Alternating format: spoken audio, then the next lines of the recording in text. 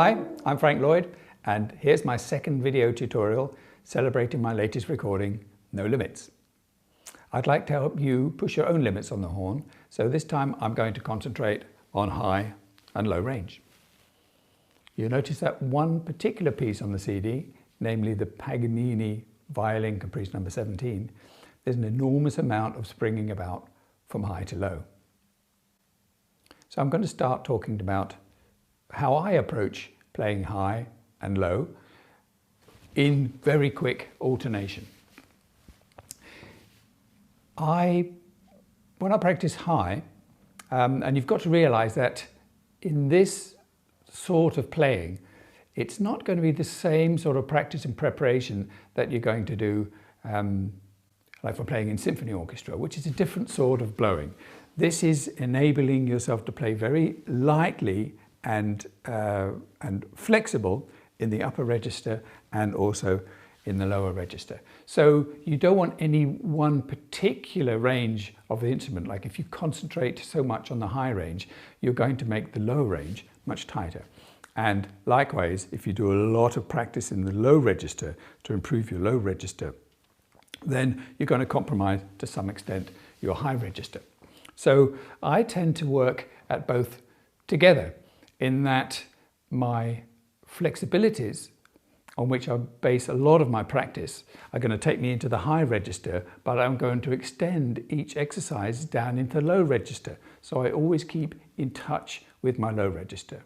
And for me, a lot of my practice involves playing in the middle and low register. That's where my weaknesses are, and that's where I need to do a lot of work every day in order to get that nice and open and nice and full. So for instance, I might start practicing in my high register after having done a basic warm-up, just to take me into the upper register.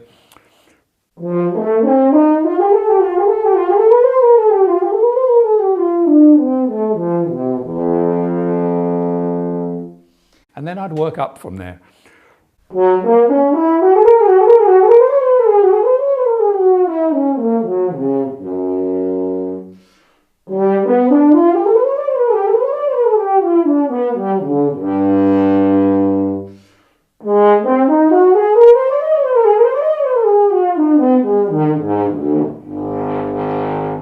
And then I start bringing in some lower notes. So I'm really opening out again. So it means I'm not getting too tight in the upper register. If I prolonged the playing in the upper register, it would mean I would get tight, and I wouldn't be so loose then to immediately be able to play down in the extreme low register.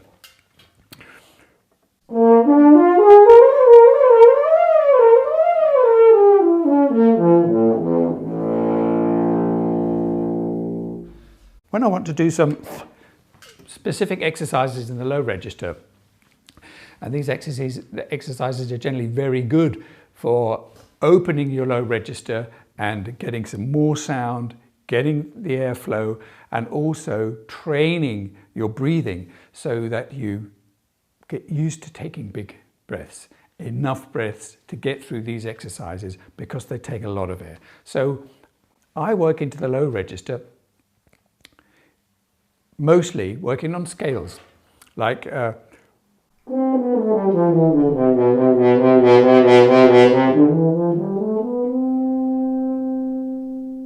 it's like a long note practice. I start quietly, build a crescendo in the middle, and then a diminuendo on the way back up. So I'm doing more things.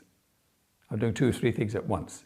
Good long note practice, and also training the low register to get that fuller, bigger, and with more sound.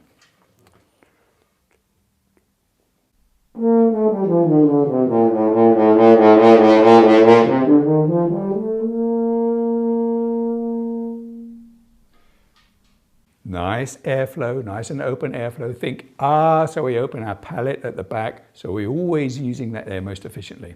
And let's go a little bit lower.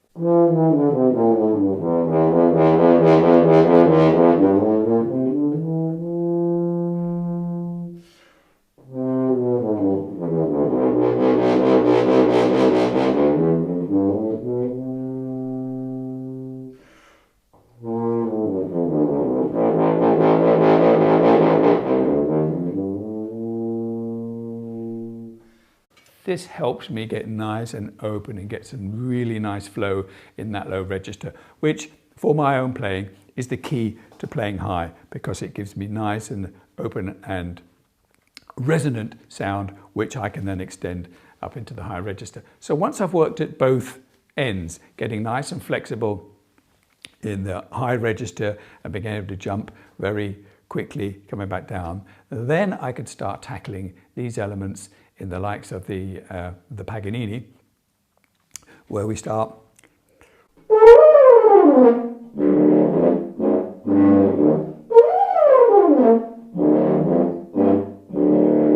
already we're high and low.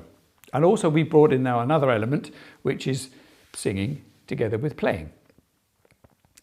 Very briefly, because this is really subject of another video in itself. So when starting practicing singing and playing, you can start two ways.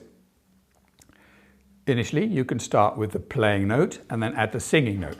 So for this one,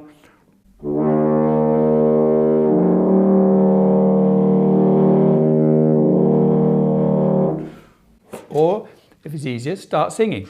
La.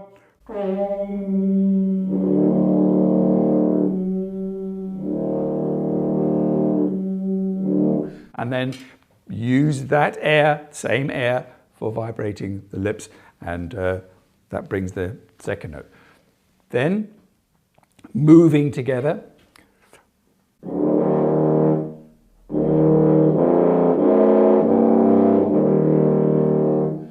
You will notice at the beginning when you start practicing this that the playing note obviously wants to jump to the note that you're actually singing, and it's getting this separation, getting that the playing note to remain stable at the same time that you're singing the note on top of it. Once you get over that hurdle and they work separately, then really you can do anything.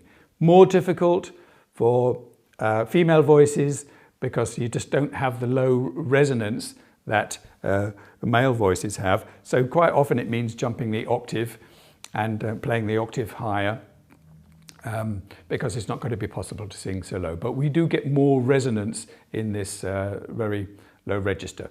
So basically we have the jump in between the two registers, and then the jumping to the low register.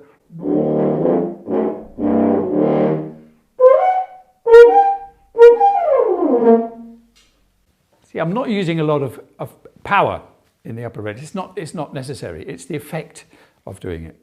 And also keeping very coordinated with the fingers. Make sure that although it's difficult to hear all of the fingerings, they're actually all in place. And in the next phrase, we have a very fast chromatic scale.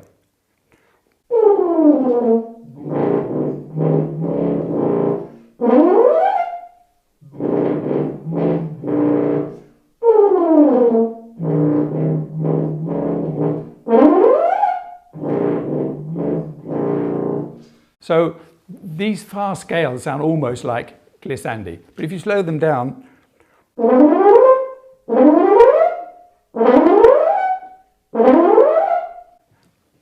I'm actually fingering all of the notes.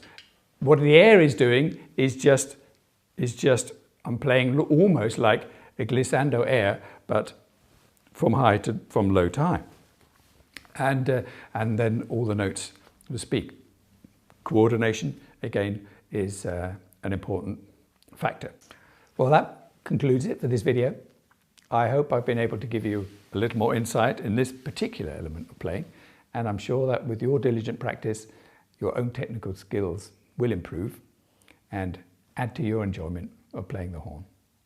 Be sure to like and send this video to your friends, and if you would like to find out where you can purchase No Limits, please go to the links provided in the text just below this video. I'm Frank Lloyd, and until next time, bye for now.